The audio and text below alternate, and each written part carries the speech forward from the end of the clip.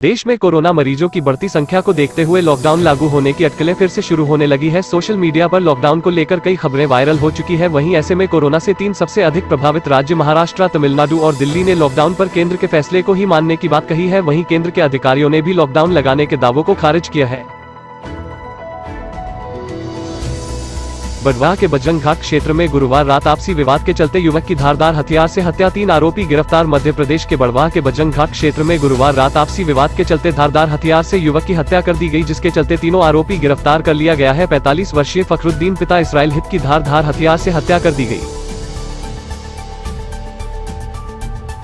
TikTok app Bharat में अक्सर सुर्खियों में छाया रहता है। यह शॉर्ट वीडियो शेयरिंग ऐप चीन की कंपनी द्वारा संचालित होता है। इन दिनों भारत में टिकटॉक के बुरे दिन चल रहे हैं। हाल ही में एसिड अटैक से जुड़े कंटेंट को लेकर इस ऐप को एक बार फिर से बैन करने की मांग की गई। इस बीच एक भारतीय ऐप मित्रों देश भर के लोगों के स्मार्टफोन्स में तेजी से जगह बनाता जा रहा है। देखने और इस्तेमाल करने में काफी हद तक टिकटॉक की ही तरह दिखने वाला मित्रन ऐप धीरे धीरे भारत में टिकटॉक के प्रतिद्वंद्वी के रूप में उभर कर सामने आ रहा है।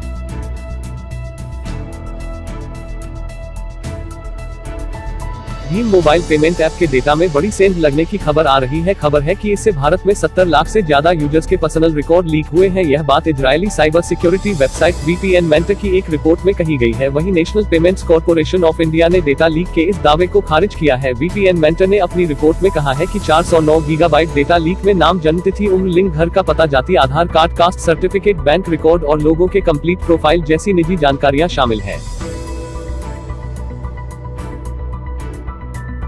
मैसेजिंग ऐप व्हाट्सएप की एक बड़ी खामी का पता चला है। व्हाट्सएप यूजर्स के फोन नंबर गूगल सर्च में रिवील हो रहे हैं। साइबर सिक्योरिटी रिसर्चर्स ने हाल ही में पाया है कि व्हाट्सएप अकाउंट से लिंक फोन नंबर कोई भी गूगल सर्च में देख सकता है और यह यूजर्स के लिए एक बड़ा प्राइवेसी इश्यू है। यूजर्स को अलर्ट करते हुए रिसर्चर्स ने बताया है कि व्हाट्सएप के क्लिक टू चैट फीचर की वजह से यूजर्स के मोबाइल नंबर रिस्क पर है, क्योंकि इन्हें गूगल सर्च में कोई भी देख सकता है और इन पर मैसेज या कॉल कर सकता है।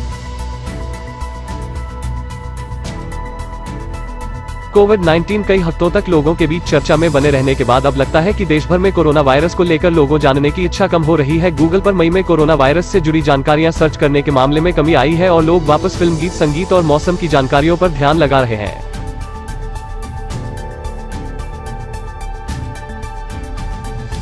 सोशल मीडिया की दिग्गज कंपनी फेसबुक ने घर से काम करने वाले यूजर्स को ध्यान में रखकर नया खास audio calling app Catchup launch किया है। इस ऐप के जरिए एक बार में 8 यूजर्स ग्रुप में ऑडियो कॉल कर सकते हैं। कैचअप ऐप को फेसबुक की NPE यानी न्यू प्रोडक्ट एक्सपेरिमेंटेशन टीम ने बनाया है। फिलहाल अमेरिका में इस ऐप की टेस्टिंग चल रही है। ऐप की खास बात है कि यह ऑडियो कॉलिंग से पहले ही बता देगा कि यूजर ऑडियो कॉल के लिए उपलब्ध है या नहीं।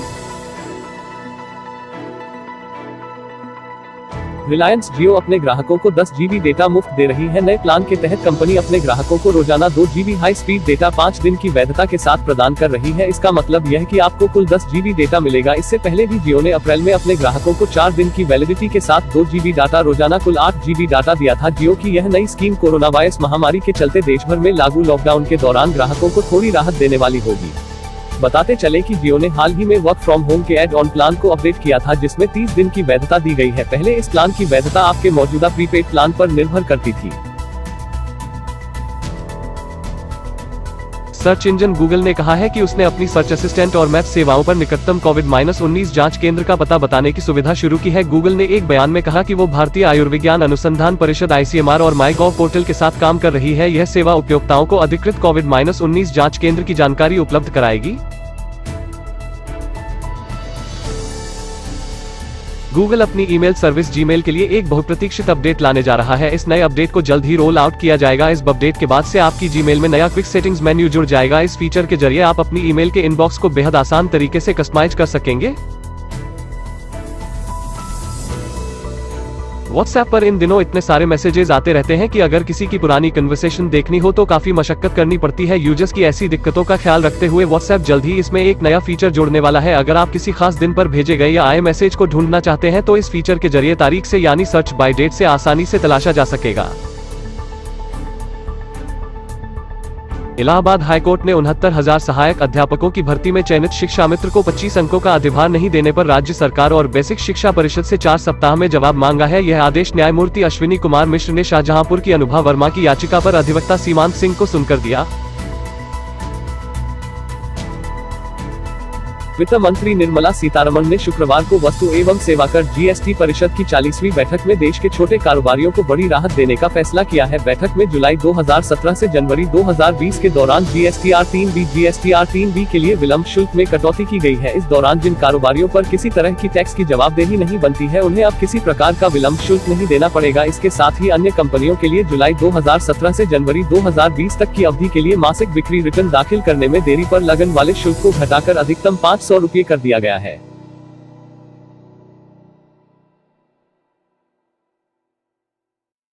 कोविड-19 महामारी के खिलाफ जंग लड़ रहे चिकित्सकों को वेतन का भुगतान नहीं करने और उनके रहने की समुचित व्यवस्था नहीं होने पर कड़ा रुख अपनाते हुए उच्चतम न्यायालय ने शुक्रवार को कहा, युद्ध के दौरान आप सैनिकों को नाराज मत कीजिए, थोड़ा आगे बढ़कर उनकी शिकायतों के समाधान के लिए कुछ अतिरिक्त धन का बंदोबस्त कीजिए। न्यायालय ने कहा कि स्वास्थ्य कर्मियों के वेतन का भुगतान नहीं होने जैसे मामलों में अदालतों को शामिल नहीं करना चाहिए और सरकार को ही इसे हल करना चाहिए।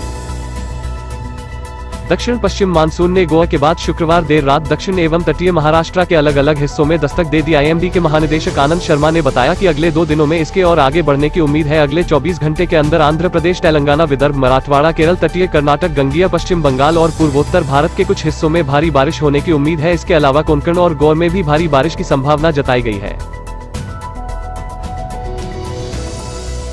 देश में कोरोना के बढ़ते मामलों के बीच प्रधानमंत्री नरेंद्र मोदी अगले सप्ताह राज्यों के मुख्यमंत्रियों के साथ एक बार फिर विचार विमर्श करेंगे। सूत्रों ने बताया कि प्रधानमंत्री वीडियो कॉन्फ्रेंसिंग से मुख्यमंत्रियों के साथ 16 व 17 जून को संवाद करेंगे। कोरोना संकट को लेकर मुख्यमंत्रियों के साथ यह उनकी छठी बातचीत होगी। इस दौरान कोरोना के बढ़ते मामलों को लेकर चर्चा हो सकती है। छत्तीसगढ़ और ओडिशा के दक्षिणी भागों में मानसून प्रवेश कर चुका है। ऐसे में मौसम विभाग ने अगले 24 घंटे के भीतर झारखंड में भी दस्तक देने की बात कही है। झारखंड में मानसून आने से पूर्व भी तापमान में गिरावट दर्ज की गई है। मौसम विशेषज्ञों की माने तो 12 से 18 जून के बीच झारखंड का न्यूनतम तापमान 23 से 28 डिग्री तक हो सकता है, वहीं अधिकतम तापमान 31 डिग्री से 37 डिग्री सेंटीग्रेड रह सकता है। 12 जून को झारखंड के कई हिस्सों में रुक रुक कर हल्की बारिश हुई थी। वहीं आज सुबह से ही यहाँ बादल छाए हुए हैं। दिन में कई जगहों पर हल्की बूंदाबांदी हो सकती है। देश में कोरोना मरीजों की बढ़ती संख्या को देखते हुए लॉकडाउन लागू होने की अटकलें फिर से शुरू होने लगी है। सोशल मीडिया पर लॉकडाउन को लेकर कई खबरें वायरल हो चुकी है। वहीं ऐसे में कोरोना से 3 सबसे अधिक प्रभावित राज्य महाराष्ट्र, तमिलनाडु और दिल्ली ने लॉकडाउन पर केंद्र के फैसले को ही मानने की बात कही है। वहीं केंद्र के अधिकारियों ने भी लॉकडाउन लगाने के दावों को खारिज किया है। आपको हमारी यह न्यूज़ कैसी लगी हमें नीचे कमेंट करके जरूर बताइएगा और अगर आपने अभी तक हमारे चैनल को सब्सक्राइब नहीं किया है तो जल्दी से सब्सक्राइब कर ले, क्योंकि यहाँ पर रहती है हर खबर पर हमारी नजर। दोस्तों, हम आपको बता दें कि बहुत जल्द हमारे चैनल पर लाइव न्यूज़ दिखाया जाएगा। लाइव न्यूज़ देखने के लिए जल्दी से जल्दी सब्सक्राइब कर ले और नीचे कमेंट बॉक्स पर हमें अपनी राय जरूर दें कि आपको हमारा यह चैनल कैसा लगा। वीडियो देखने के लिए आप सभी का बहुत बहुत धन्यवाद।